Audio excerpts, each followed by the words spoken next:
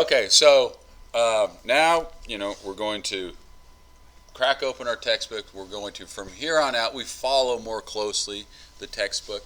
Um, Again, for the exams, focus more on lecture and PowerPoint, but then also read the books because there's maybe some stuff in the book that I won't necessarily talk about in lecture, and there's some stuff in lecture that won't be in the book. But that's a good sort of strategy, is go to the lecture PowerPoint first and then to the book. But definitely don't ignore the book, because we are following, especially you'll see in this chapter, we're going to follow the book pretty closely.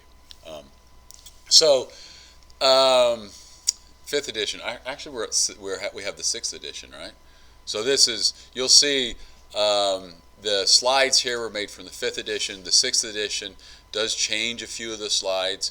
I'll note that when I think it's important up here, but you'll see, don't be put off by the graphics being just a little bit different. Okay, so like I was saying before, Freeman and Heron decided to start their book, their textbook, with a chapter on HIV, because HIV was just a really great system that shows us the importance of understanding evolutionary biology, and also shows a lot of the main principles of evolution via natural selection. So it illustrates these great principles right up front, and then it also shows us, a reason why we need to understand evolutionary biology from just a human society perspective, and especially from a medical perspective.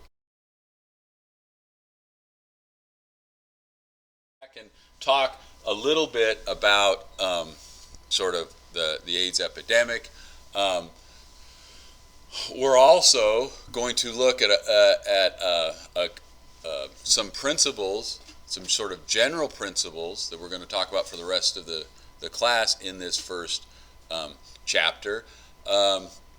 And here I've just listed some of them. We're going to talk about competition, obviously, struggle for survival, obviously. Obviously, there's going to be competition involved in that. Mutation, generation of variation. There's going to be genetic variation, natural variation. We're going to talk a bunch in Chapter 4 about phylogeny reconstruction, but we're even going to introduce it here to show you the importance of phylogenetic reconstruction and what sort of information we can glean from that. We're going to talk about diversification, all of these different terms, right? So you're going to be very comfortable. You're going to know what all of these mean. That's important. But even more than that, aside from just sort of these, not esoteric, but sort of, specialized terms that we're going to use, we also want you to understand evolutionary biology from a particular perspective, because understanding natural selection has many important benefits. And that's one of the reasons we're talking about this chapter. And in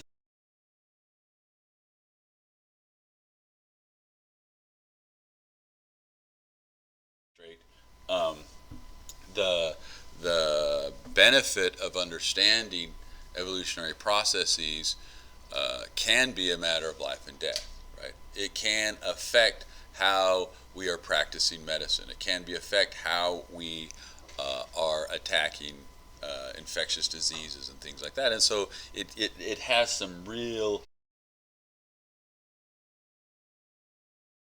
important aspects to it. Okay, so the whole story. This figure comes from, I believe it's Calcutta, India. These are sex trade workers, and they are part of a program that was initiated to try to reduce the occurrence of HIV in sex trade workers, but through the use of distributing free condoms and things like that. It's been a highly successful program. I think the last statistic I saw, that sex workers in India have an incidence of being HIV positive at less than 10%, which is pretty good for the sex trade. So what we're going to do is we're going to look at some of the tools, the techniques, and especially the perspectives from evolutionary biology, and see how they're going to offer us like how they really help to explain what is going on, and we're going to use the HIV epidemic as sort of a case study for that. There are a whole bunch of different questions that would be really hard to answer unless we approached it from an evolutionary biology perspective. So, for instance, early '80s, you all probably, were probably didn't remember this happening, right? But it was a big thing. Post I believe 1981. Not that HIV infections didn't happen or didn't occur, but we didn't really know about them, right? There was all of a sudden this big outbreak of here in the U.S., centered in San Francisco, with homosexual men that were dying from all these sort of rare infections, and we couldn't figure out what it was about. Okay, then we see the AIDS sort of epidemic starting, but we developed some early drugs, and soon after, by about the late '80s, we're less like, oh, okay, we got this. It's like, okay, we developed these drugs, and we saw that these drugs were working. What we didn't anticipate is that these early AIDS treatments pretty quickly became non-effective. So this was a really big puzzle. How can these early treatments become non-effective so quickly? We also, have to use an evolutionary perspective to answer the question: why does it kill people? Right? Why does this HIV infection eventually kill people? Why are some people resistant to HIV?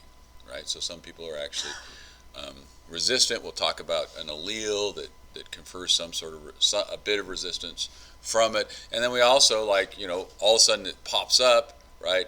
HIV pops up. Where does it come from, right? You don't just do you just have these viruses popping up out of nowhere?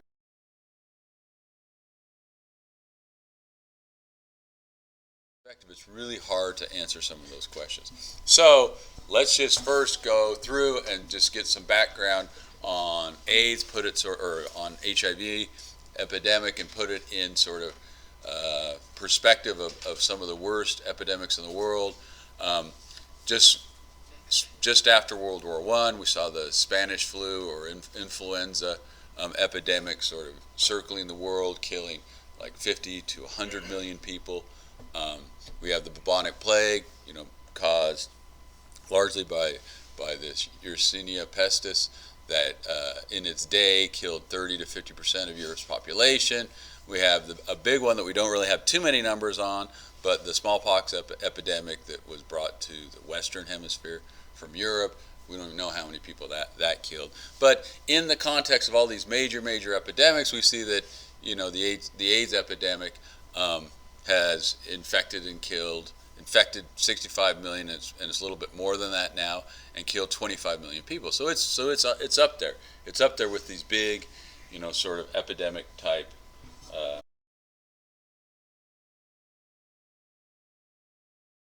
So it's important. This is a slightly different figure than the one that you see in the book, but it's the same thing. They upped this to where they have little bars that show the infections of men, women, and then they also have added children in your book. So take a look at that. But what do you notice about the distribution of HIV? What do you know if you were to if you were given this figure and said, okay, tell me something about it. What do you find interesting about this figure? Can you interpret this figure? It's mostly in Africa.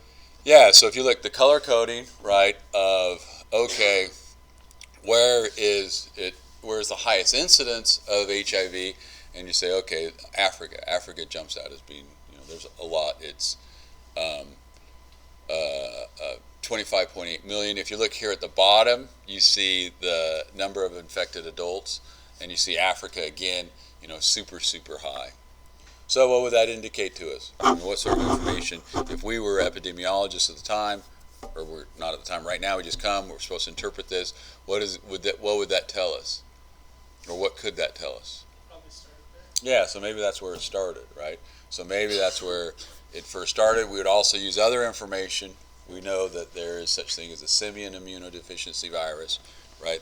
That is sort of similar. So okay, that's a good indication. Maybe it started there. What do you notice about the distribution between gender?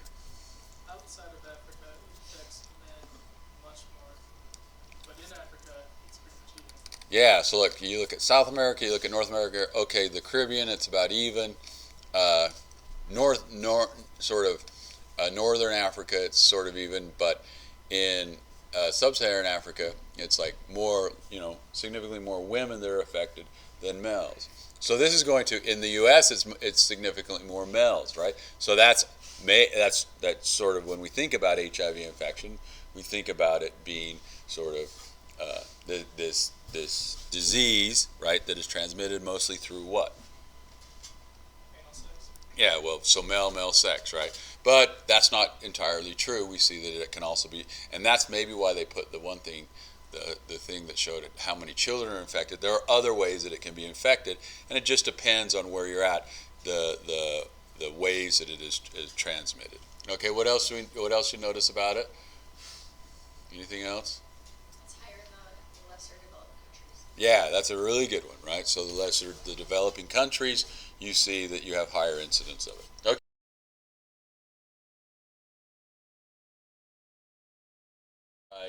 The Would you say the that's disease. accurately described in those lesser developed countries? Just because I feel like a lot of those areas where people just aren't getting checked, it's still Yeah, well, and now could be drastically higher than what's presented. yeah, so that's a really good point too, especially in the early days when people either weren't getting checked or they were misdiagnosing as just something else, right? And especially in the early days, we don't know what the levels were because they weren't. It was just this thing that people were dying from, and they weren't really sure what it was for a long time. But yeah, there's obviously going to be that sort of. Hopefully, when people generate estimates, they use models and things that kind of factor that stuff in. But yeah, that's a really good point. Okay, so area we're hit, sub-Saharan Africa, mostly men everywhere, but sub-Saharan African. How is HIV spread? Again, it just kind of depends on where you're talking about. So North America, Europe is mostly spread through heterosexual male contact and drug use. In China, it's mostly through drug use and contaminated plasma where it can spread. And in sub-Saharan Africa and India, and a little bit in Southeast Asia, it's mostly through heterosexual sex. So it just depends. But it is a sexually transmitted disease, right?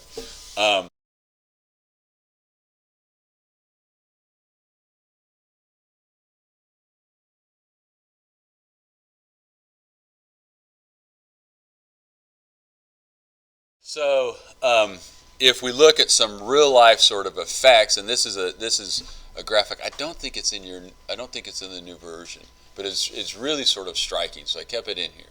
If you look at just in Botswana, you look at life expectancy. This is just general life expectancy of the population. If you go back to 1980, 1985, the AIDS sort of epidemic really started in the 90s. I mean, you look at life expectancy, you're at 62 years of age, right, back in the 1980s. That drops by 2005 all the way down to, it halves itself. It's all the way down into the 30s. That is significant, right? Not only is that significant in what that does to, of the people that are lost, but think about all the other sort of indirect consequences that's going to have on your economy, on just basically the future of your country. So these are some major effects of this, especially in some of these developing countries. Okay, there have been a number of different programs that have come out to curb HIV infections. They've been successful. Like I was showing you with the Indian sex trade, they've done similar things in Thailand. Thailand had a really high incidence of HIV, especially with military people, Thai military people that is part of, I guess, the culture, visiting brothels and things like that. But if you look back in 91, you had very low sort of use of condoms, right, 60%, and you had very high incidence of being HIV positive, right? So it's all the way up at like 12, 13%, right, low condom use. And you see through time, as programs were developed, which encouraged things like condom use, which helps to prevent, doesn't totally prevent, but it helps to prevent transmission of HIV. You see the HIV percent of HIV positive going below 3%, condom use going in between 90 and 100%. Okay, so there are things that we can do to sort of same thing sort of with the Ivory Coast, sex workers, same sort of trend, right? So there are things that we can do to minimize the transmission. From our perspective, from an evolutionary biology perspective, what else is this doing? And this is where it gets a little more interesting, I think. We're changing the environment, right? When we change environment, what do we change? Just in general. Like you go from let's just even look for something else. You know, you go from super hot to super cold climate. What is that going to do to the things that are existing in that environment? It's going to put selective pressure. Yeah, it's going to put pressure. It's going to put selective pressure specifically on different life history traits, right? Oh, it's going to put selective pressure on growing thicker fur coats or whatever, right?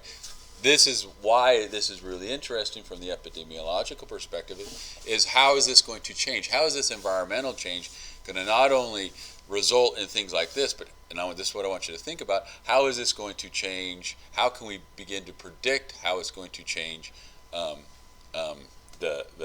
things like virulence? Okay, so again, changing the environment, we can see that as people became less worried. So 1990s, everybody's super worried about HIV, right? People are taking, especially when they, in places places like San Francisco or big cities in Europe and stuff. People were really good, really vigilant, were really careful about things, and that made it so that the rate sort of went down, evened off in the late part of the 1990s up to 2000. But then as we began to develop better, and people were dying, right? That was another big thing, is that lots of people were dying from it. So people were freaked out about it. So that helped to sort of not only curb new HIV infections, but also other sexually transmitted diseases. There was a corollary effect to other sexually transmitted diseases. Because of that, everything kind of tapered off, or at least wasn't growing, right? But then, by about the year 2000, we started to develop some drugs. It wasn't necessarily a death sentence if you were HIV positive, so people then begin to be less worried about it. And so what you see is that you then get an increase in new HIV diagnoses, but what else do you get? You get an increase in other sexually transmitted diseases. That makes sense, right? So again, the environment is what?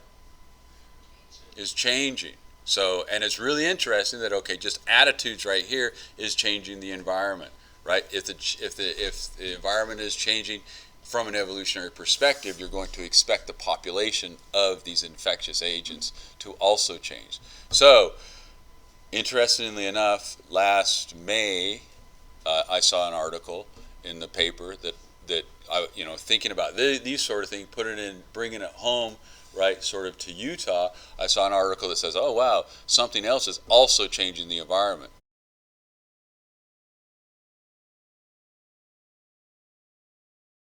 And this is what is changing the environment. Tinder. So there's been like a 400% increase in sexually transmitted diseases between 2011 and 2014. Here in Utah, this is KUTV, here in Utah because of Tinder. And so it's really interesting, like from an evolutionary biology perspective, what's happening with Tinder? Does anybody know? More people are having sex. Yeah, it's an agent for people to hook up and have sort of less committed type partnership sexual interactions, and it's just an insane amount. I mean, a 400% increase in chlamydia and gonorrhea here locally in Utah within 3 or 4 years. And so again, what's changing? Our environment is changing, right? And so from our evolutionary perspective, I want you to keep your eyes out for different things that are going to change the environment. What is this going to do to the local, maybe, how as evolutionary biologists, now we have to think of, okay, what is this new environment? What sort of changes can we expect in these populations of chlamydia causing agents or other type of sexually transmitted diseases. Okay, I think let's stop there so I can make sure that I don't lose this PowerPoint like the other ones. And we'll just come back on Wednesday and continue to sort of talking about HIV. Any questions? We good?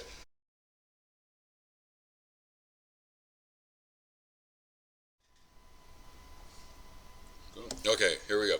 All right, so first of all, to understand sort of the system, to use this system to help us understand evolution, or even the importance of understanding evolution via natural selection, we've got to figure out, or at least do a little bit of background on HIV. So, can anybody tell me what HIV is? What does it stand for? Yeah, human immunodeficiency virus. It leads to a condition that we all know of as AIDS, right? Sort of this collapse of the immune system. Once the immune system collapses, the individual that has AIDS is not able to, defend him or herself against any sort of infection. And a lot of times when people succumb to AIDS, they don't die from HIV, right? They die from contracting some sort of other disease agent that usually kills them. But a lot of times it's these disease agents that our immune system are pretty good at fending off. And so one of the sort of red flags when we discovered, or when we first began to describe HIV infections and AIDS, is that people were dying from these sort of rare infectious diseases or infectious agents. Okay, so HIV, it's a virus, right? What does that mean? What is this a picture of? Does anybody recognize this picture? If you had to describe what it was, what could you tell me what it was? What does it look like? Cell? Looks like a cell, right? Because it kind of looks like it has that plasma membrane with a whole bunch of what on the surface? Cell surface proteins, right? But it's a virus. So is a virus a cell?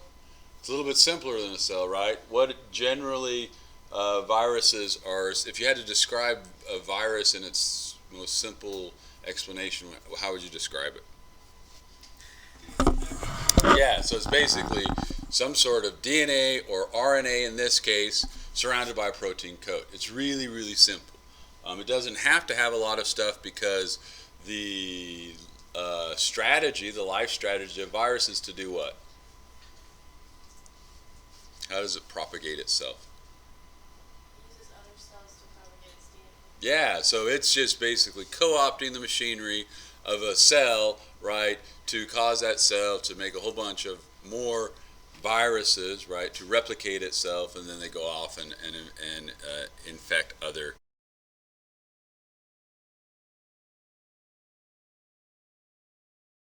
Life cycle of HIV. This is a little bit different figure than the one that you have in the 5th edition, but it's actually a better figure, I think. They kind of broke it up in the 5th edition.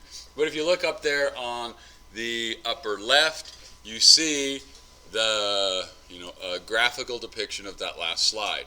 You see the HIV virion. A virion is just a extracellular virus, right? Call it a virus when it's inside the cell. It's a virion when it's outside of the cell. So you can just imagine this virion just kind of cruising around in the bloodstream of somebody who had recently been infected with HIV.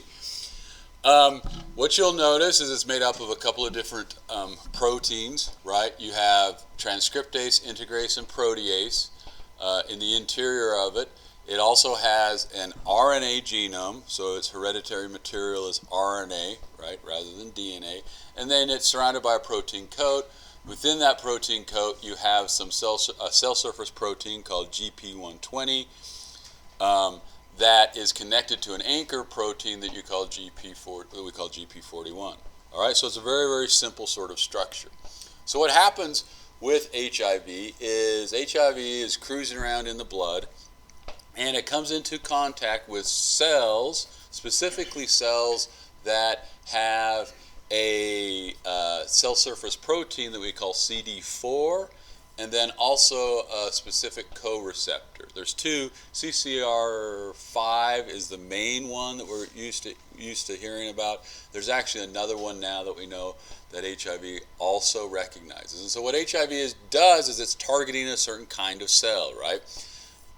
So HIV is cruising around, sort of surveying the cell surface proteins of our cells. Once it finds the CD4 and the co-receptor protein, it binds to it. Okay. Once it binds to it, it fuses with sort of the plasma membrane, and then just sort of expels all of its interior into the cytoplasm of the cell. Okay. Once it's in there, so notice, what do you notice about the genome? There's two copies, right? Don't get that confused. Don't necessarily get that confused. Don't think of these in terms of diploid, haploid stuff. I just say, okay, there's two copies of it in there. The HIV RNA then goes into the cytoplasm, and here it begins to use the machinery of the cell to make a DNA copy of its genome. Okay, the enzyme that allows it to do that is reverse transcriptase. So just like the name suggested, it's taking a transcript, right, a piece of RNA, rather than going the direction of what we call the central dogma of genetics, where you go DNA, RNA, protein. It's going RNA to DNA. It's going reverse. That's the reverse transcriptase. It's going from a transcript back to the DNA. So it makes copies of itself. It then uses the protein integrase to integrate that HIV DNA into the genome of the cell. Once it's integrated into the genome of the cell, all of the regular machinery of the cell is used to make HIV mRNAs, messenger RNAs, right? Once it makes the HIV mRNAs, it translates it into the different proteins, basically making all of the different components for a new HIV virus. All right, so most of you probably have gone through this sort of viral life cycle at least once. But just getting everybody up to speed, I want to sort of review it. Here, in the 5th edition, it actually, some new information has come out where if you look at step 8 there, where it says protease cleaves precursors into mature viral proteins, it looks like this actually, here in this sort of sequence, it seems like that's happening before it assembles itself and then buds off of the cell's membrane, the host cell membrane, right?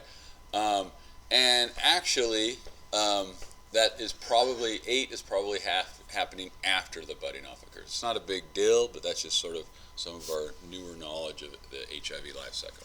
Okay, so pretty interesting way of doing things, right? A pretty interesting evolutionary strategy through HIV. HIV is there for sort of categorized under this umbrella of retroviruses, meaning RNA to DNA. DNA gets integrated, then it gets transcribed and translated, and you have new.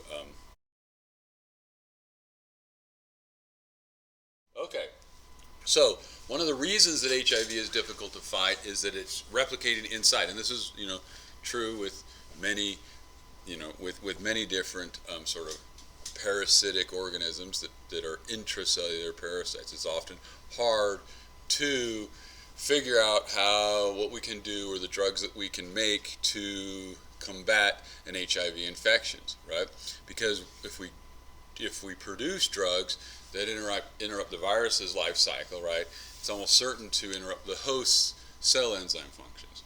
Okay, so as a basic strategy, though, if just on the most general sense, when we are developing drugs and things to fight these disease agents, what do we generally want to do? We want to target what things? So you can even think of it in like bacterial infections or like penicillin. What is the thinking behind, or what was the thinking behind the development of penicillin? It was to attack what? Replication. The replication, specifically targeting what? The cell walls. The cell wall. Good, Daniel. So the cell wall, and why is that? Because our cells, right, the human cells don't produce cell walls. And so what you're always wanting to do is try to figure out something to target in the disease agent that isn't necessarily also going to target your own cells, right? That's just this general strategy of sort of epidemiological.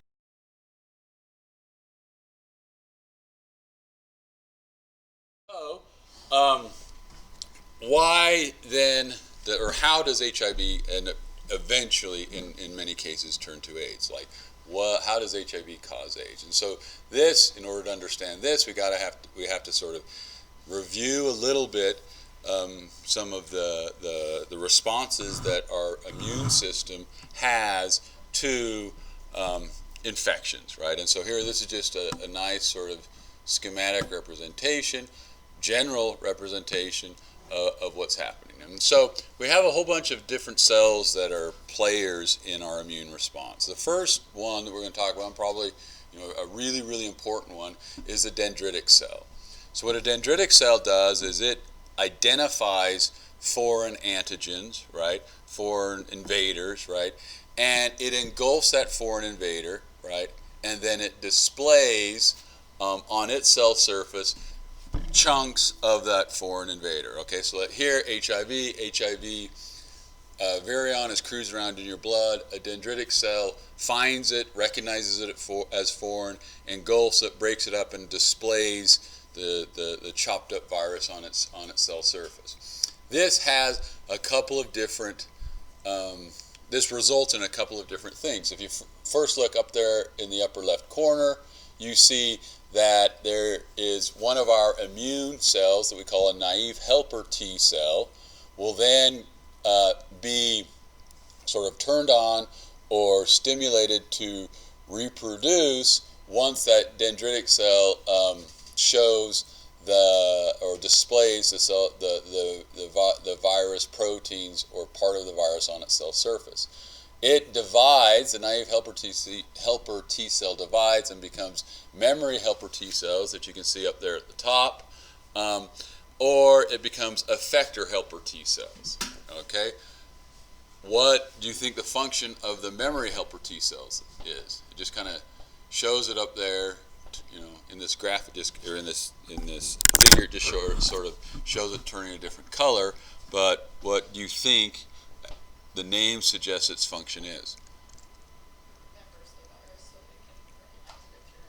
Yeah, okay, so it remembers the virus, right? So for future encounters with the virus, this is our immune response. This is what happens when we get vaccines and things like that.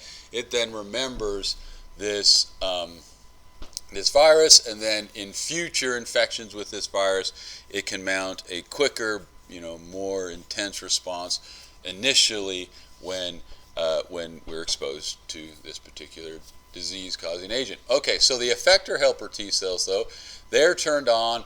They interact with B cells. B cells then differentiate or go through. We won't go through the processes, but they become plasma cells. The plasma cells then produce antibodies and release those antibodies in the blood. The antibodies will then attach to the viruses.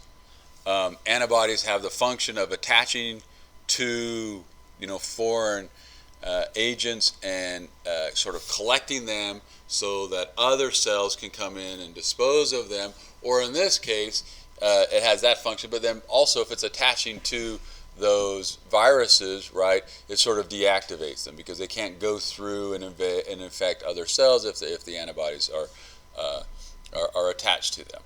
Okay. It also releases, the effector helper T cell also releases these signaling molecules that signal to macrophages to sort of get started, get going, consuming, stimulates them to go around, look for cells that have been infected by that virus and gets them to consume them. What's the eventual function of that? Why? I mean, you're destroying your own cells, but what is the benefit of destroying your own cells? Yeah, it sort of stops the replication of the virus.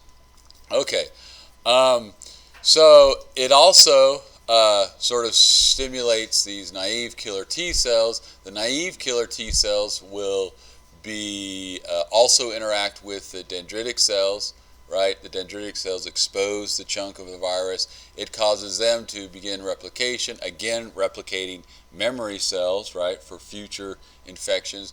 And then also effector killer T cells, which go around kind of like macrophages and attack the viruses that are free roaming, and then also cells that have been attacked, that have been infected with the virus. So this is our general immune system. Is this too basic for you all you pre-meds, or is it we okay? We're good to go through this. You don't have to really, don't worry too much about the details, but this is a pretty good sort of general depiction of the immune system, and it's kind of interesting. And we need to kind of know it to understand how HIV eventually becomes AIDS.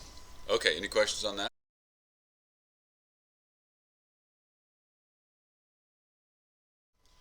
So, the sort of nasty thing about HIV is that it specifically targets those cells with those cell receptor proteins and co-receptors, right?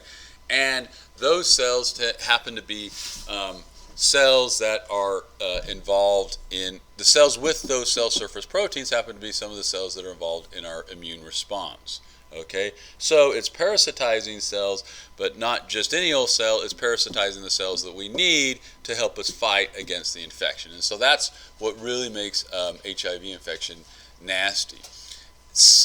As the immune response kicks into gear, right, from an initial infection, what that ends up doing is exposing more of those immune cells to the viruses, right? So your response to the virus is actually making it so that the virus has more cells available to parasitize. And so that's a big sort of negative thing with HIV infections. So once the HIV continues this sort of long trajectory of attacking these immune cells, and once your T cell levels drop below, this is sort of not arbitrary, but sort of a threshold that's been decided on, 200 cells per millimeter cubed. That's when we say the onset of AIDS begins. So you can be HIV positive, but if your T cell levels are still higher than that, we don't categorize you as having AIDS. Okay, so thinking about this background, what do you think the best way for the immune system to fight HIV infections? It's a little bit different than sort of some of our other infections, right? With other infections, you just say, the best thing to do is just to go out there and attack it quickly, right? Attack it and kill it. The nuance sort of difference here is that, mounting a very rigorous response, right, also exposes the cells that these viruses are parasitizing to the viruses. All right, so let's think about, all right, what would be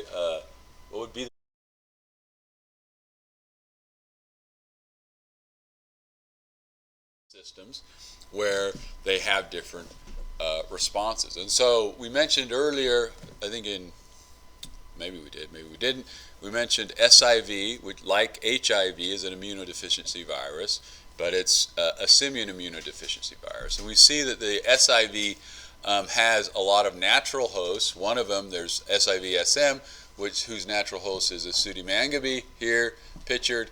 And they are able to be SIV positive and not really suffer never really develop sort of the equivalent of AIDS, right? They have a long history of coevolution with this virus, so it affects them, but it affects them more on the scale of, say, a flu infection in humans. Okay, they don't generally die from it. Sylvester et al. In 2005 had a publication where they infected 3 rhesus monkeys with SIV from pseudomangabe. So again, sort of simulating that host shift. We see a lot of times when viruses host shift, that's when they're really deadly, right? Bird flu, swine flu, all of these other ones.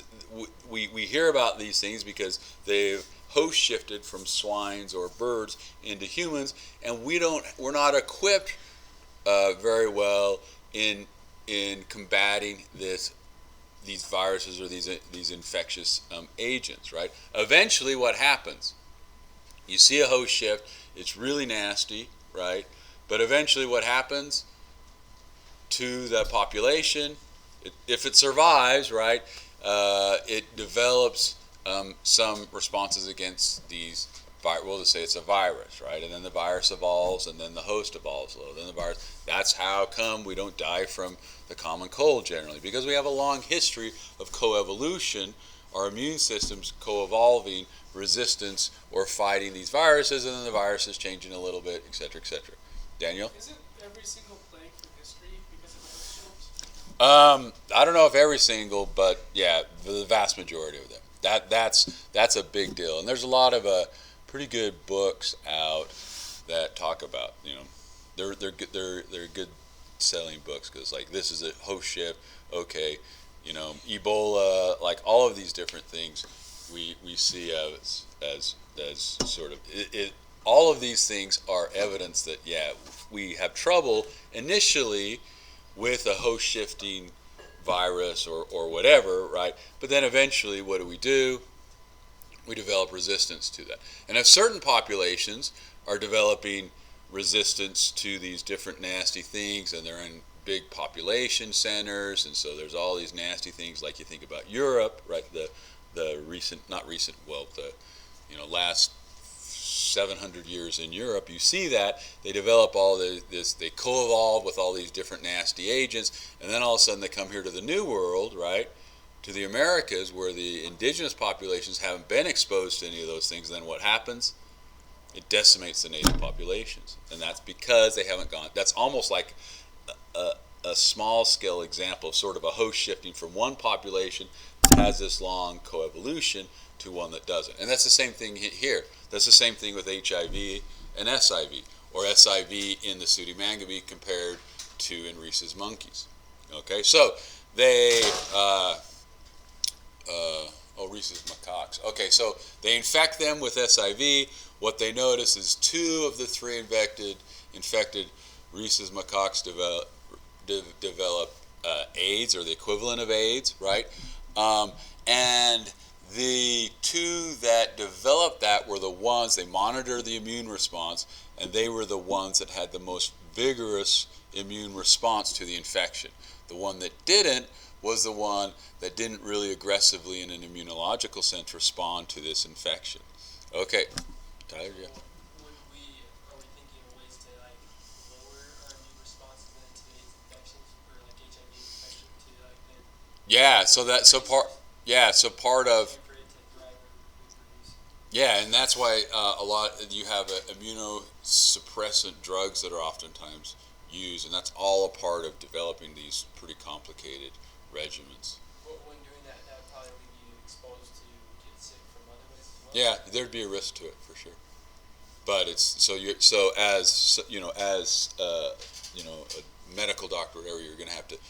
There's also that's one really interesting thing about HIV infections. And if for those of you who've watched that video, you remember they get into some of the programs, the therapeutic programs of combating HIV infections using sort of evolutionary principles, where if you remember at some point, what do? They totally take them off all the drugs. This is to manipulate the evolution of these viruses, right? To kind of play back and forth, ones that are resistant to certain drugs. And we're going to get into that here in a little bit, and then hit it back with, and then have the wild type populations grow, and then hit it hard with some of these, cocktails, and then suppress the population, but then once the resistant evolves, and go back to it. So toggling back and forth. It's really interesting stuff. Isn't that kind of counterproductive though? Because AIDS makes it so you can't fight off infection, but immune suppressants Well, okay, so keeping their ability to fight off infection, so it's like a lose-lose situation no matter what. except the level of being able to fight it off, right? And so yeah, it's the same sort of principle, right? Yeah, good point. The same sort of principle is like you're doing immunosuppressants, you're sort of lowering your immune response, but you're not lowering your immune response to the level that you would have with when you develop AIDS, because then you basically have no immune response. So a lowered immune response, not exposing those cells, not exposing the quantity of immune cells to HIV infections, but still having some of them out there. Yeah, so it's pretty interesting stuff. Do you know if they do like helper T cell donation? You know what I mean? Like you get Oh, T cells from other people. to Person with HIV from be able to help them. I'm not sure, but I know eventually, if they haven't yet, I haven't read that, but eventually, especially when we start talking about CRISPR technology, if you think about it, we're going to talk about an allele that seems to, here in a little bit, an allele that seems to confer some resistance on HIV infections. And there is, I think I read a couple of months ago, there is some research into developing or using CRISPR technology for gene therapy, which would help, where you could go in and you could it's this delta 32 deletion of these cell receptor proteins. So if you could genetically manipulate those immune cells from somebody, take out a whole bunch of white blood cells, right? Manipulate them so that they don't express. So somebody who's infected with HIV, they don't express those cell receptor proteins. Put them back into the patient. Then what would happen? They would be able to have these immune cells without having HIV, the virus being able to access and dump their insides and basically break that cycle. So there's a lot of really crazy, cool stuff going on. Yeah, they tried that on mice. They infected mice with HIV. Yeah, maybe that's They tried yeah. They did it with CRISPR technology, just like a single injection. That was like a few months ago. That might have been the thing that I was reading. Yeah. It went down 47% after just one injection. Yeah. So it's some pretty. You guys seem a little more interested in this than the history stuff. I don't know why. Yeah. So it's some pretty. It's and it'll. Maybe I'll have to look it up, but it's and this is just stuff that's happening in the last like months. So that's what's so kind of crazy about all this stuff. Using all of these different gene manipulation techniques. Oh yeah, you guys aren't genetics. Have you guys all know what CRISPR is or not? Most of you probably do. Okay. I forgot this isn't the class that listens to the radio lab on CRISPR, but yeah, did you send me that maybe, Daniel, a couple of months ago? Yeah, I think that's where it was. That's where it was from. Yeah, so really cool stuff going on. Okay, so back to this one. Okay. Vigorous immune response seems to not do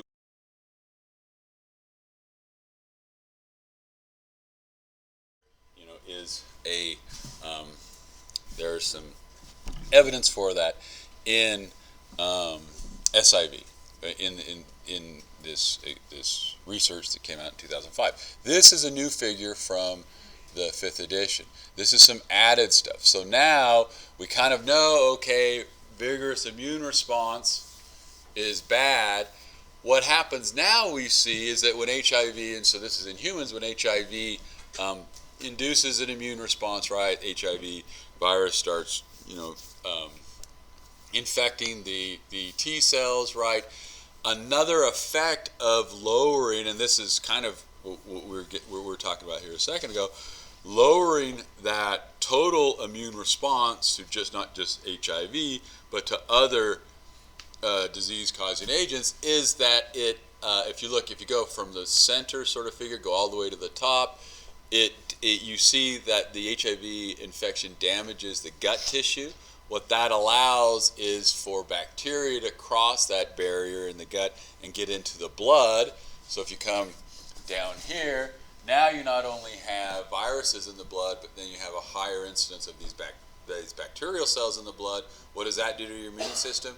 It kicks in more response, exposing more of your T cells to the viruses. And so here, the bottom there, that bottom sort of figure here is just showing you that each time you mount a vigorous immunological response, it exposes those cells to the viruses, and then they eventually exhaust that sort of lineage. And we have a limited number of native T cell lineages, right, that we can exhaust until eventually we're just completely depleted and we're not able to mount any kind of immune response. Okay, so that's basically what that figure in the 5th edition.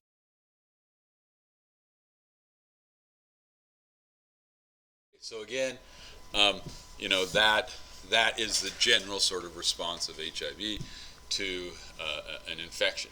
Okay, so basically what this is saying is that each time we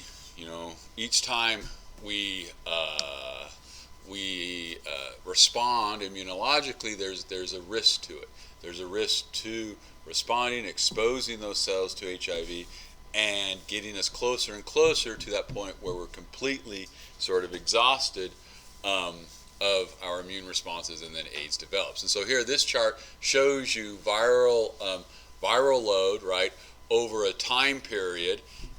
There's 2 different time period settings there on the bottom, or 2 different time periods, right? There's one that happens in the first, few months of an HIV infection, and then it goes over to the next part is over the long term in years.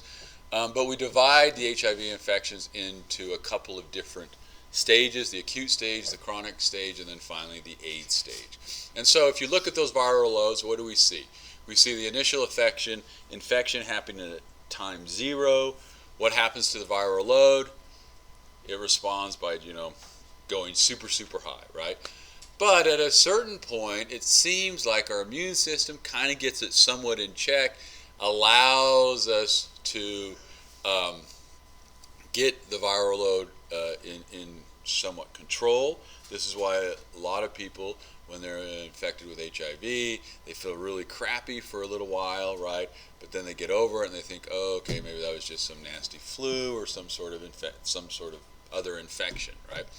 But what we see is after that acute phase, we enter into this chronic phase where we just have this steady buildup of viral load. It's not nearly as aggressive, right, as we see it during the acute stage, but there's this long trend of increasing viral load, increasing viral load, increasing viral load, until at a certain point, in this case it's at 8 years, 8.5 years, it then just skyrockets the viral load, and that's when you develop AIDS.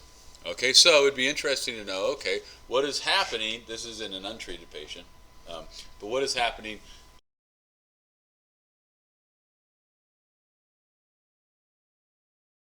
system doing? Well, that's the next one. This is kind of one. So let's look at not only what our total immune response is, but specifically what our CD4 T cell count is doing. So our CD4 T count at time 0, we're up at 100%. All of a sudden, during that acute phase, it gets dramatically lower because the viruses are attacking it, right? At a certain stage, though, it seems to rebound. This is exactly opposite of the viral load, right? Like what you would expect. At that certain point, the T cells then go up, right? Your viral load is going down. It seems like our immune system's getting a check on it. But then it enters that chronic phase where, as the viral load, these two things play on each other, right? As the viral load continues to slowly increase, right, the T cell count slowly begins to decrease until it gets to that threshold of 200 cells per millimeter cubed, and that's the point where you enter the AIDS phase. Okay, so both those two things make sense, right? Now let's look at immune response. What we see happen in the general immune response is that once you get infected with HIV, it goes up, right? But rather than having a changing of trajectory as it goes from acute to chronic, it just kind of keeps going up,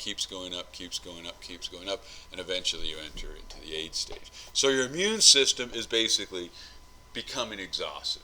It's responding to this HIV infection, and it's just like battling it for the long term, right? And it never really gets any sort of reprieve until it is finally exhausted. You develop AIDS, and then you end up contracting some sort of other infection. Okay, so these are the HIV infection. Okay, so again, medically, what would be the best way to treat an HIV infection? It's going to be complicated, right? We already kind of answered or at least discussed this.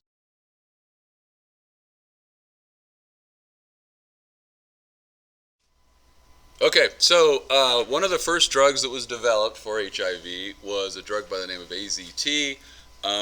When it was initially introduced, it seemed to work well, right? What it did, sort of functionally, what it did is it would mimic the thymidine, the nucleic acid thymidine, but when the reverse transcriptase inserted it into the growing sequence, it wouldn't allow the addition of the next nucleotide. This is actually something that we're going to see later on when we talk about the sequencing reaction. It's similar to the nucleotides that you put in to your sequencing reaction to stop that growing chain. And so that's exactly what azidothiamidine does, AZT, is it mimics it. So when the reverse transcriptase begins to build that complementary strand, at some point it pulls in an AZT nucleotide, puts it in, and it stops it. And so, so sort of theoretically, that seems like a pretty good one, right? It seems pretty good. It's reverse transcriptase.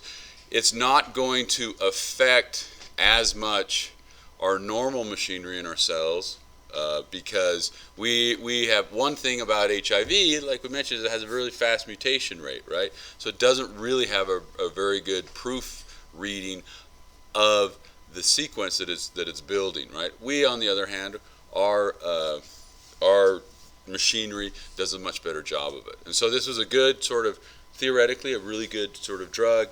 They introduce it, they go through the trials. It seems to work really, really well.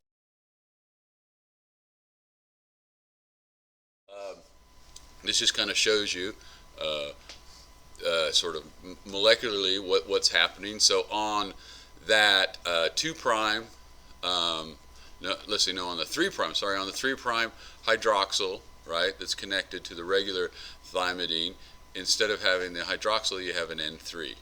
Okay, so remembering back to chapter 1, we talked a little bit about how you replicate DNA.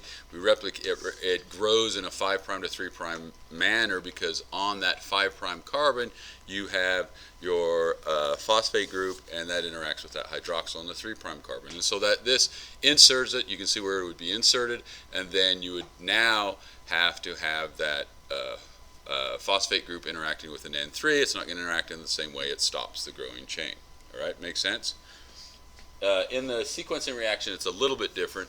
Rather than having an OH, or rather than substituting an N3 there, we just have, instead of the hydroxyl, just a hydrogen, and that does the same thing. It stops the growing chain, and we'll talk a whole bunch about that later.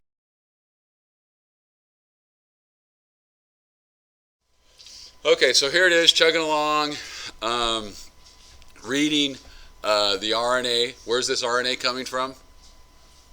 In this figure, where it's coming from? It's the actual virus RNA, right? That's part of what gets sort of spills into the cell after the virus attaches to it.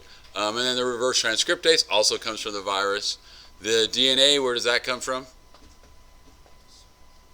That's actually, now this is kind of the first part of it, of the virus co-opting the machinery and the materials of the cell to build that viral DNA that's eventually going to be inserted into the host cell's genome, right?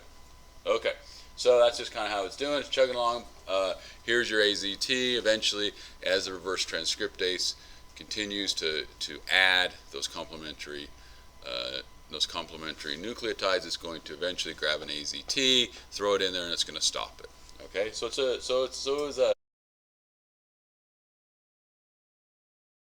pretty good idea, pretty good development. Scientists weren't as panicky yet, right? Because they're like, oh, okay, here's this new infectious disease. All of a sudden, yeah, we're, look how quickly we can develop these drugs. We can start using them. And what they saw is, if you look there in the results of the early tests, so there on the y-axis you have the percentage of resistance viruses to AZT, right? And I'll tell you a little bit. We'll explain that one a little bit because it's not totally. It's a little tricky at first, but what that kind of told us is that patients were evolving resistance to AZT. So it worked very well at first, but then all of a sudden it seemed not to work very well, and it wasn't. It was within a very relatively short period of time. Okay, so they stopped responding. Right, patients stopped responding to it. So scientists had to say, okay, well, why is that? Why are patients not responding to AZT? And there could be a couple of different explanations. One explanation is that possibly the virus itself had evolved and changed. That would be one possibility. But there's also another possibility. What can you think of what that other possibility might be?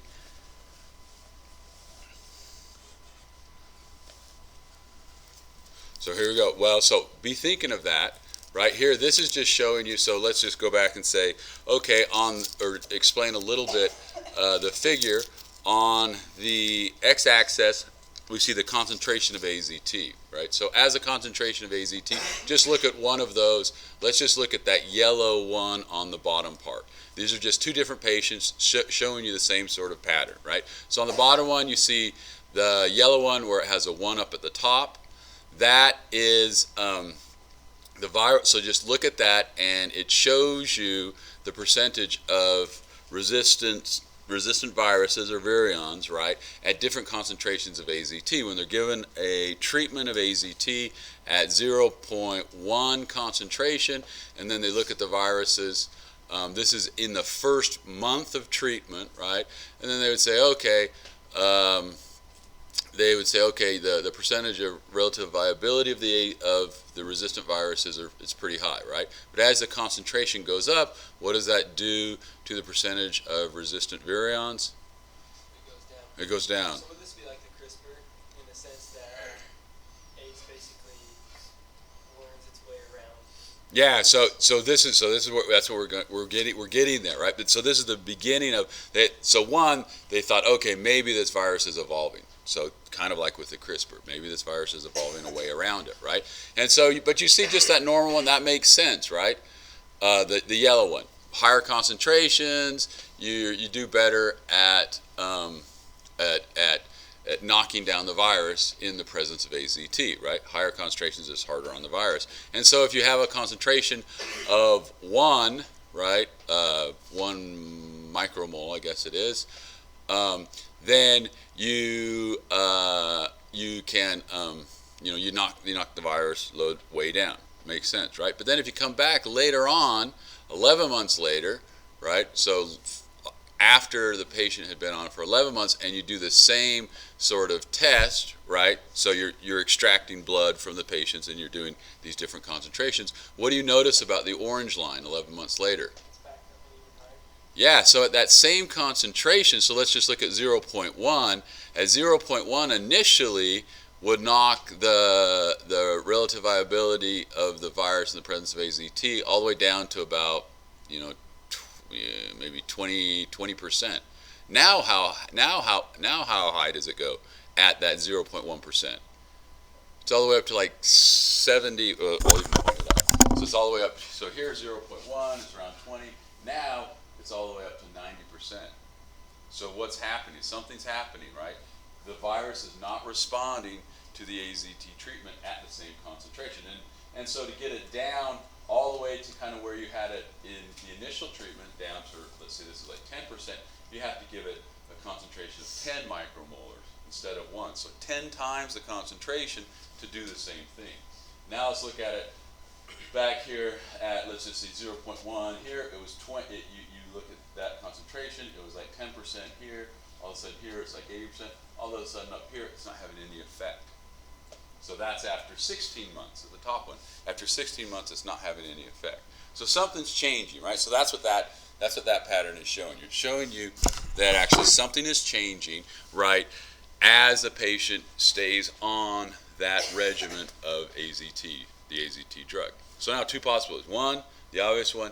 Maybe the virus is evolving, but that doesn't, it's not necessarily the only possibility. The other possibility, and the possibility is that somehow part of the machinery of the cell, we know that AZT and thymine has to be phosphorylated by an enzyme, the thymidine kinase, before it can become active. And so maybe with what that AZT is doing is just sort of wearing out the cell so that it doesn't do that as well. Right? So maybe it's not actually the virus that is changing, but being on that drug over the long period of time, maybe part of the machinery of the cell is it's damaging the machinery of the cell, and so maybe that's what it is. And so they had to actually look at it and do an experiment where you would test this. And so what they would do is they would test the amount of phosphorus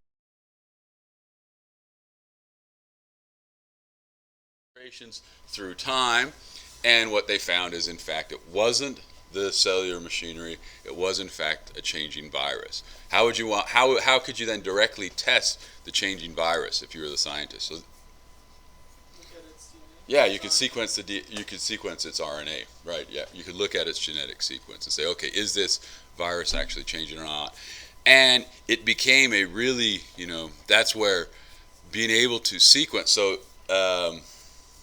late 80s, it would have been much more difficult, right? Much more difficult. Early 90s, not. Now, these days, we can just crank it out quickly, right? But at those days, we were much more limited in how fast and how much of the DNA sequence we could actually do. So what they would do is they would sequence a couple of the different genes, right?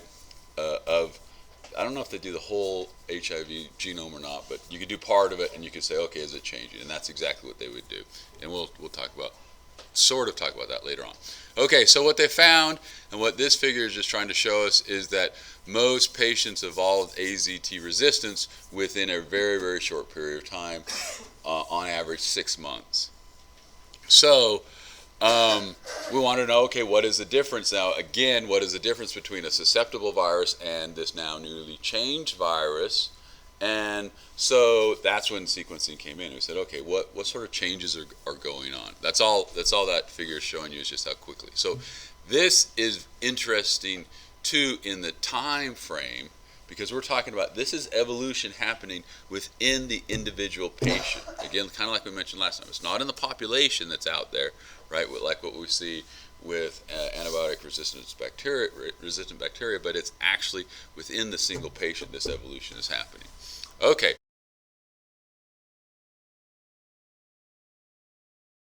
Those two different, the resistant virus and the non-resistant virus, if we had to suspect what was happening, we would say, okay, probably something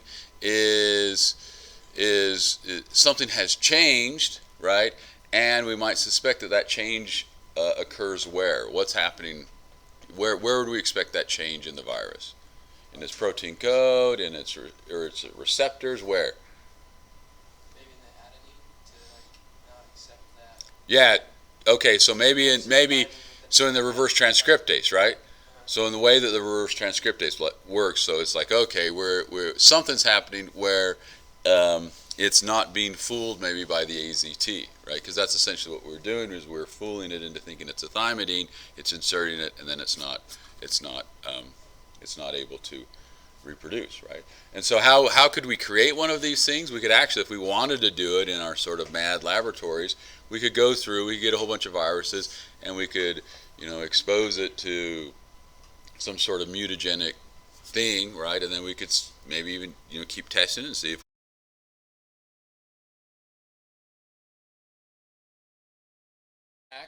when we went and looked at the reverse transcriptase, we found that indeed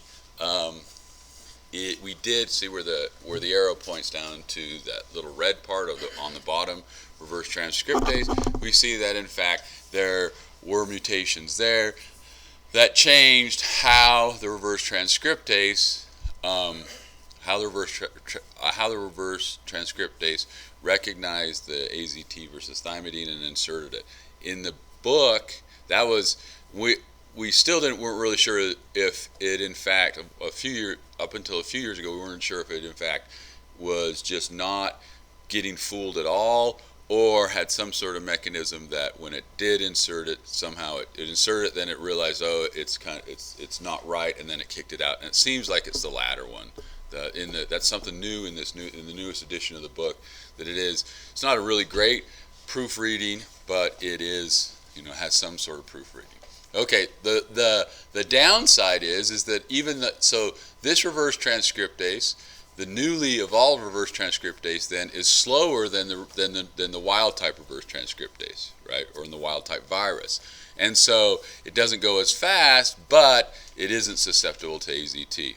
Josh, did you have your hand up? Yeah, so the reverse transcriptase, it's kind of a silly question, but is that our own cells, or is that a reverse transcriptase from the virus? Well, so that is from the virus, but what we're now seeing is we actually have reverse transcriptase in our cells that are left over from viral attacks. So it's kind of kicking around. So if in a lot of our cells, if we go and look at it, we actually have reverse transcriptase in there, but it's a remnant of viral attack sort of thing. So we don't necessarily have it, in our sort of natural normal state, but yeah. But in this particular situation right here, it's the viral reverse transcriptase. Okay, so how fast can this happen? As we mentioned, it can happen very quickly. Okay, so one thing that we will see is that a lot of times with these enzymes that are used in DNA replication or reverse transcriptase, these transcriptase enzymes, the faster they are, usually the less they have for correcting themselves, the less capability they have for correcting themselves. So really fast ones are prone to lots and lots of errors. And in fact, when we look at HIV and we look at the transcripts, over half of the transcripts that are produced by reverse transcriptase have at least one mutation in them. And so it's not very good at copying itself, but it can do it really, really quickly. Okay? So it's always this trade-off, and this is sort of a theme for this semester too. There's always trade-off. There's always pluses and there's always pros and cons. So the pro is the reverse transcriptase can go really fast. It can create lots and lots of generations of viruses, but you're going to make a lot that have errors in it. If the error is deleterious to the virus, it's going to mess it up, right? But if it is, but on the flip side, it also means that it's generating a lot of variation to strike upon a good combination and then be selected for. So in that case, like even if it's going to continue changing, like even if it has one bad generation, that can change right back to something. Yeah, it's just so quickly that it doesn't really matter. That's why it's probably so hard to yeah. really create a drug for, because there's never like a constant strand that we can continue to attack. Yeah, exactly. So it has this massively high mutation rate that allows it to evolve very quickly. Other viruses have quick mutation rates. I mean, we have the flu virus. The flu virus mutates, fairly quickly, but nothing compared to this. The flu, and it's a good thing because the flu virus evolves quickly, but not so quickly that we can't develop a drug 1 year, issue the drug. Right now is the flu shot season, right? We get the flu shot. By the time the flu virus sort of population circumnavigates the world and comes back around next year, it's changed enough that vaccine doesn't work anymore, right? So that's why we have to get flu shots or flu vaccines every year, because it's evolving fastly. But if it was evolving as quickly as HIV, then we would have to develop them even quicker. And so I think I talk about this later, well, I'll just talk about it now. The initial research into HIV went into, let's develop a vaccine, right? Even when I was in grad school, one of the people that was on my committee down at BYU, he was working with HIV stuff, looking at phylogenetic relationships between the viruses within a single patient. And all of this money was being dumped into HIV research to say, let's try to develop a vaccine. It's easy to get people excited about it because then we're going to cure AIDS, right? But the evolutionary biologists at the time were saying, no, this is, don't, yes, maybe develop them, but don't throw all of your money into put all your eggs into that basket, because it evolves so fastly that the vaccine's not going to be very good for very long.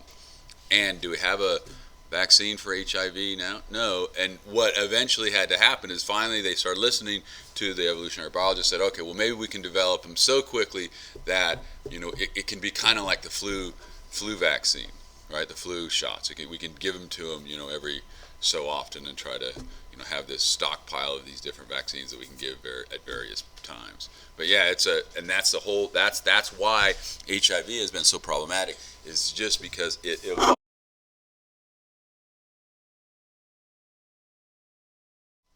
Okay, so this is just a basic schematic of how it evolves resistance. So here, the different colors are different versions of the virus, right? And so those little, I don't know what color that is up at the top, kind of reddish color, those are viruses that are virions that are susceptible to AZT. At a certain point in time, you start administering AZT. Some of them are more resistant than others. As you continue that environment of high AZT, you transform the entire population from that red to the blue being the highly resistant forms to AZT. Okay, so even though the blue forms don't reproduce as fast, in the presence of AZT, they do a lot better. So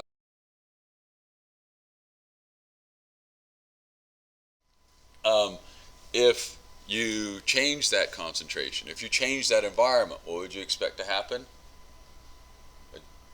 Would the same virus still be the most fit virus in that environment or not? Let's think about it. Okay,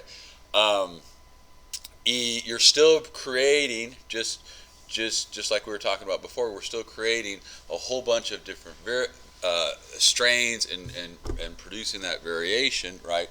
But at that end point, and it's sort of oversimplified in that last slide, but at that end point where we had just the highly resistant viruses basically dominating the population, if you then took out the AZT, stopped administering the AZT, and if you remember in the video, it talks a little bit about this, you stop giving the AZT, what happens?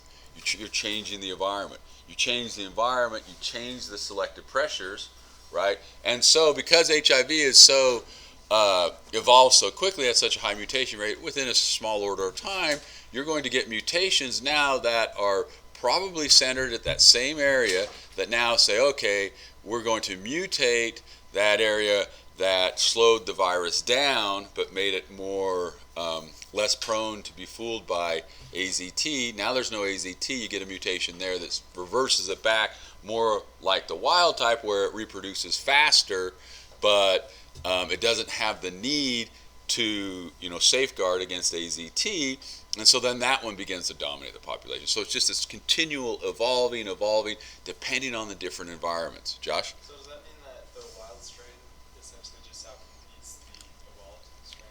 Yeah. So the wild strain outcompetes it because it can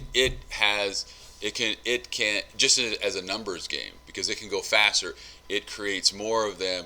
When you have more viruses, you increase, and we'll talk about this in a little bit, you increase the possibility of passing it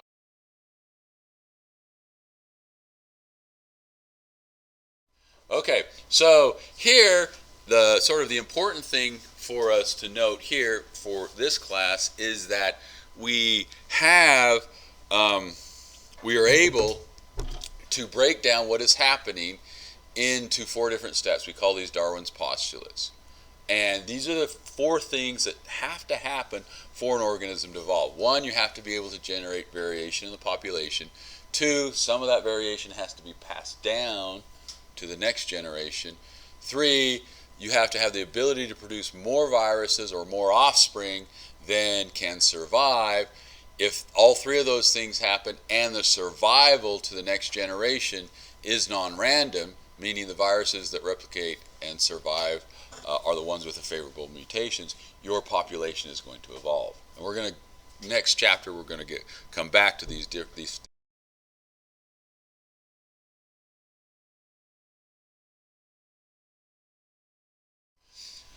Okay, so why is HIV fatal? I mean, if you think about it, HIV is parasitizing your T cells, but if you kill the host, and this is this common dilemma, how many of you are in parasitology right now?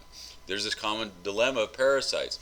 You know, how much do you want to affect your host? Because if you affect your host too much, your host dies, right? If your host dies, then that population of HIV dies with it, quote unquote, right? So is it beneficial for a virus to be very virulent? Virulent meaning that it has a quick effect on its host and the host dies quickly. Yes or no?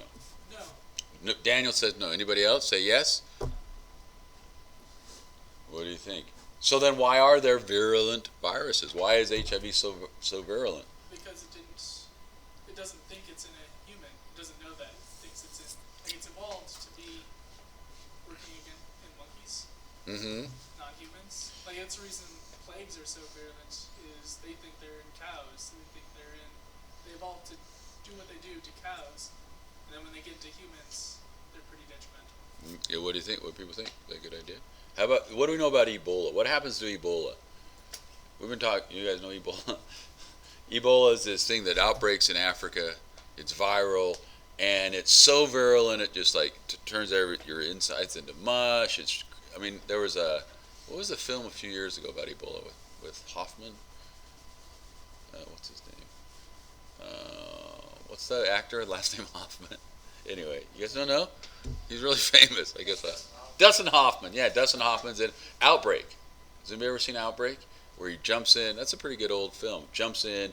He has a parachute out of a plane and go to these African villages where this virus, where Ebola's coming and just wiping out the villages.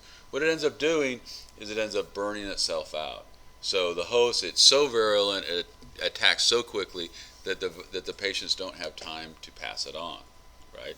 And so, but if that were true, then if you want to keep your host alive, right, and when we're looking at it from an evolutionary perspective, we're looking at just the individual. The individual wants to pass on their genes in higher representation in the next generation. So Richard Dawkins has this book, this classic book, evolutionary book called The Selfish Gene, where he sort of popularized that idea. And so it just depends. It depends on the environment, because the higher the virulence, right, the more viruses you're producing each generation, the higher the likelihood that you're going to pass it on. So in an environment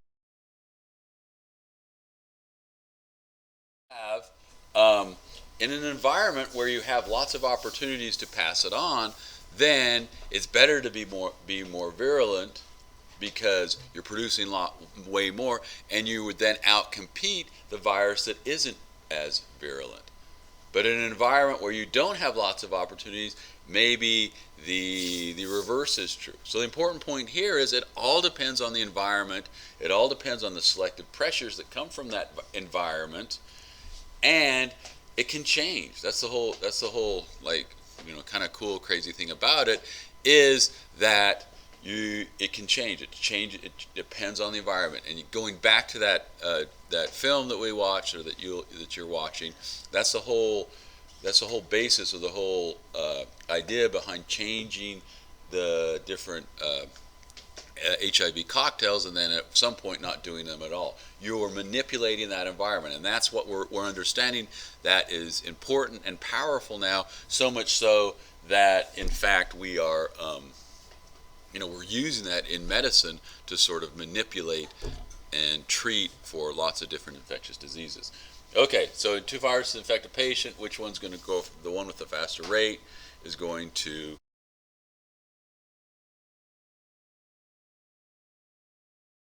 Yes, so this is all that we talk about. Their benefits, unless the environment favors the less virulent one. In a certain environment, the less favorable one, the less favorable one's going to be selected for. In other environments, the more virulent one's going to be selected for. This is what we call a transmission rate hypothesis. Okay, in the new edition, I don't think they talk about transmission rate hypothesis. In the first two editions, they talked about it. It's a really nice example. So I continue to use it. I think they took it out probably because there was a natural experiment going on. It's a little bit more complicated. So I'm presenting this just to get you to think about these things in evolutionary terms, and this does a really good job of showing how we would use sort of the things that we're learning in this class to develop and try to predict what happens to different infectious diseases, right? The evolution of different infectious diseases. So transmission rate hypothesis predicts that the transmission of sexually transmitted diseases from one host to the next depends on the environment and which one's going to be.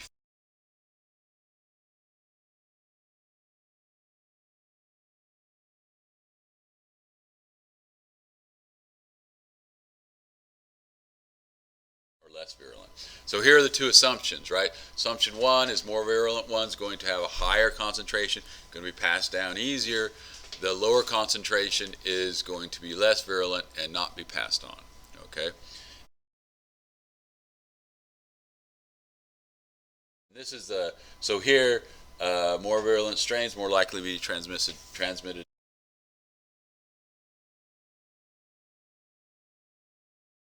This is the main one that I want you to focus on. But if you don't have very many chances to pass it on beyond, your partner, then you want to stay alive longer, right? You want your host to, this is thinking from HIV's perspective, you want your host to stay alive longer so that these infrequent contacts, you can have as many of these infrequent contacts that you can pass it on. That's in the bottom one. The top one is if you're in an environment where there are lots and lots of different sex partners, then you would select for a more virulent virus. That's just the basics. That's the logic behind it. Here, it's here just broken up into sort of three different statements about the logic behind the transmission rate hypothesis. And so with HIV, since we're kind of running out of time,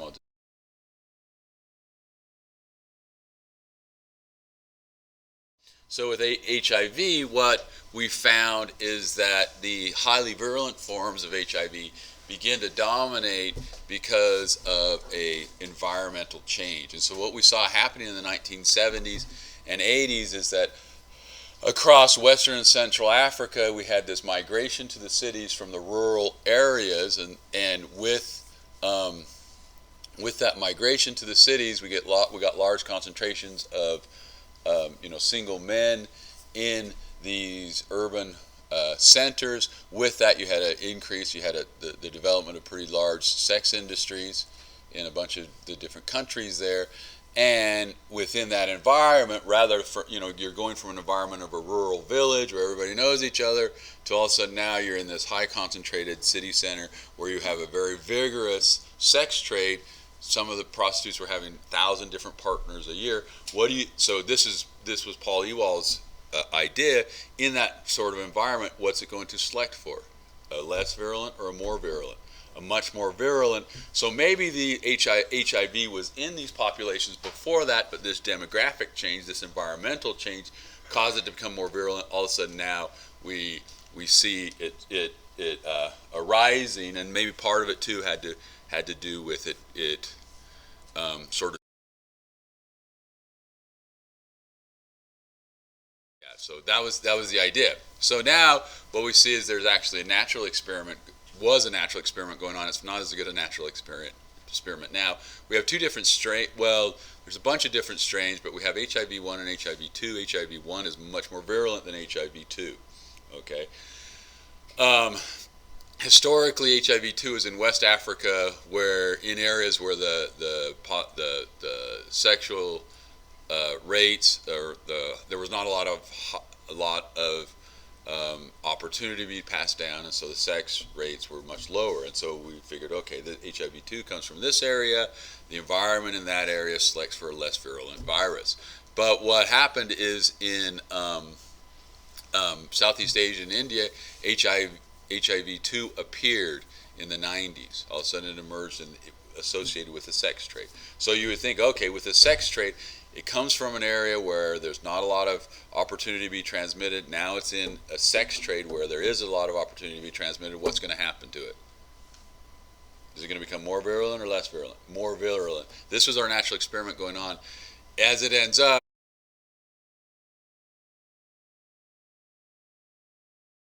with the oh man, we're way behind. With the with the use of condoms and things like that, it ends up that it wasn't such a great environment to select for. And it's a little bit more complicated, so it seemed like it was going to be a good natural experiment, but it wasn't really that great a natural experiment. Okay, so why are some resistant to HIV? We know that a number of individuals, everybody doesn't respond the same way to HIV, an HIV infection. We thought maybe it had to do something with our cell receptor.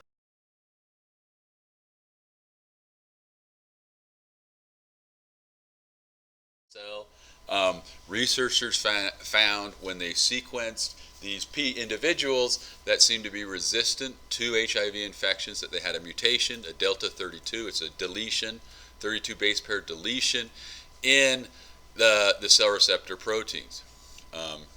What that did was it made it so that the virus couldn't invade the cell. And so when we looked at that, we started sequencing, looked at different people that, or how common, we want to know how common the delta 32 allele was.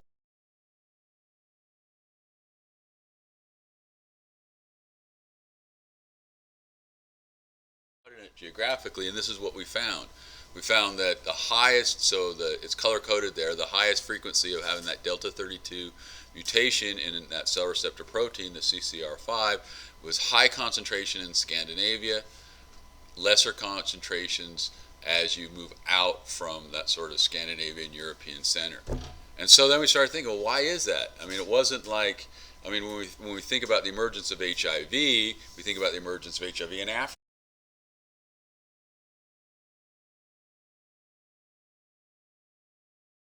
Here we compare the two, incidence of the frequency of that allele with the incidence of HIV, and we thought, what does this suggest? If you're the researcher looking at what would it suggest?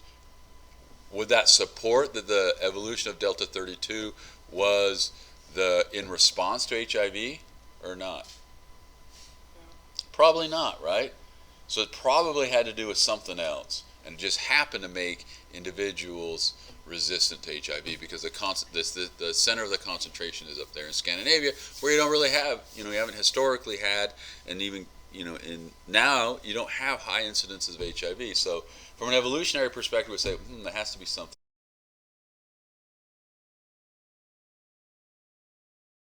What they found is that there were a couple of different ideas.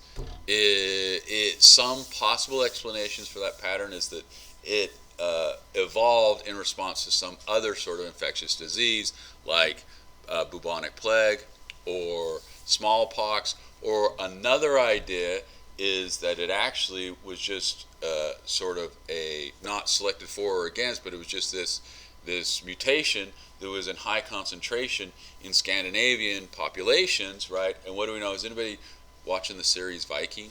Has anybody seen that series? It's a good series. Ragnar Lothbrok, he's like the main guy in it. It's a good illustration kind of how the Viking culture was, and the Viking culture was all about what? Anybody know? Yeah, raping and pillaging, right? They would just go, and if you look at that map, it basically shows, Vikings, went all the way down into the Mediterranean, all over, and they would rape and pillage villages, and so it just kind of spread naturally, hitchhiked along with these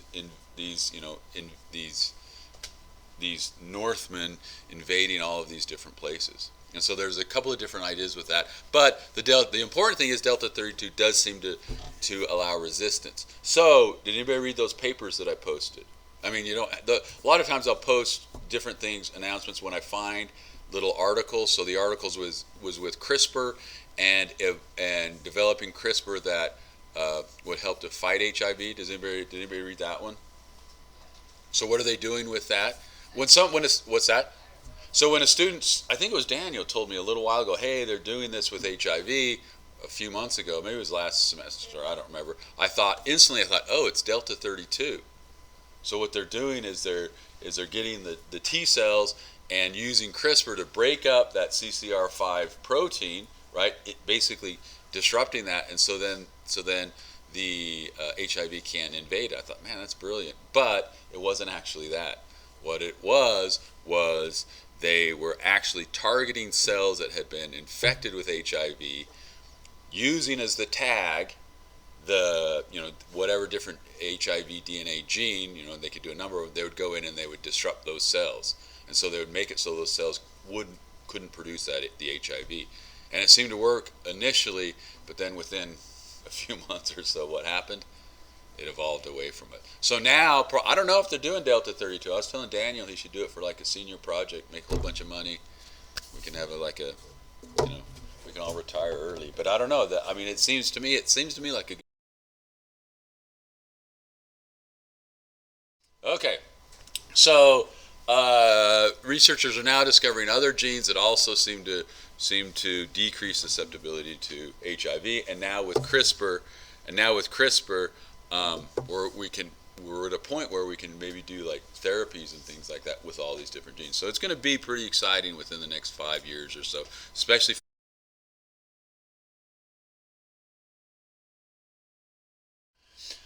Okay, so the last part is we want to look at where HIV comes from, right? When, it all of a sudden emerged in the 80s, but where did it come from? Does it jump from the human host or from the simian host to the human host frequently, or is it just every once in a while?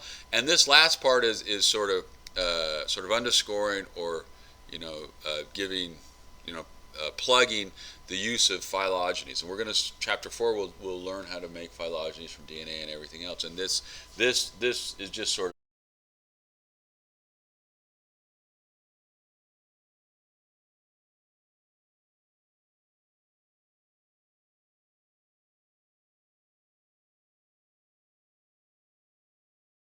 Of it.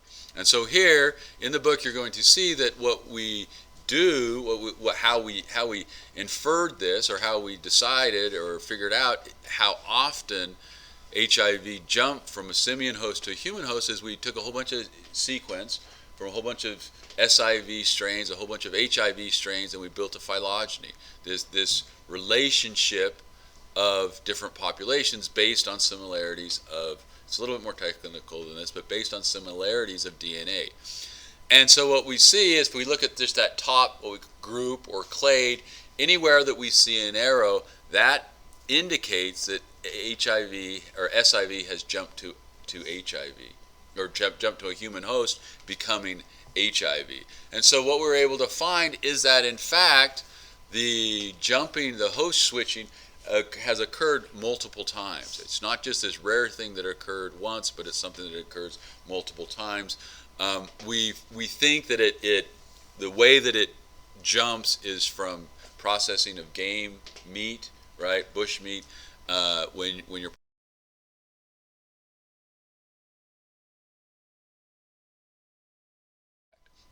okay, we can also estimate when it happened. We can use mutation rates and things like that and figure out exactly when it happened, or at least give a good idea of when it happened.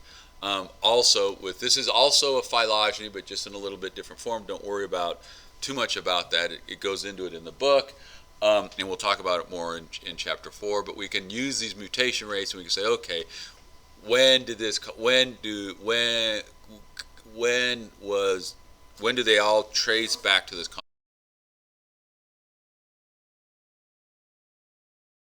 This next one kind of just shows you there on the bottom. You extrapolate back. You can look at genetic diversity and say, okay, there was an initial transmission, there was an initial host jump, and then it diversified from there. We can draw a regression line through that diversity, chart it over time. Through time, the viruses become more and more diverse, right? So then you can backtrack it to a certain date. That date backtracks to about the 1930s. What are some assumptions here, though? The assumption is that you have a linear increase in genetic diversity through time. That may be true, then that may not be true. If we look at like what happened when the environment changed to a high AZT environment, the genetic variation is going to bottleneck and go back and forth. So that was one of the assumptions. But we are able to use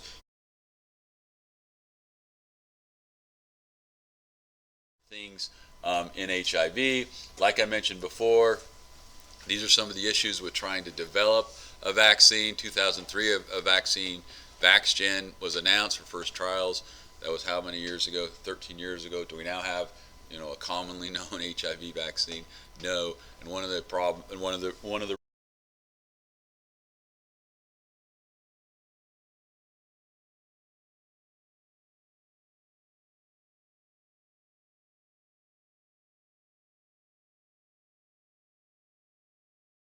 so quickly.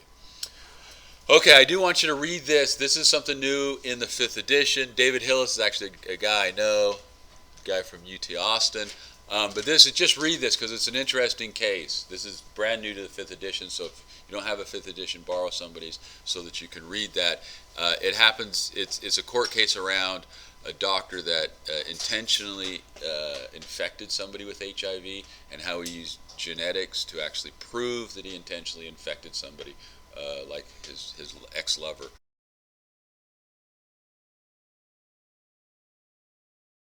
Anyway, so that's it. That last part was a little bit fast, but all of that stuff's in the book. So good luck on the exam, and we'll see you on Wednesday.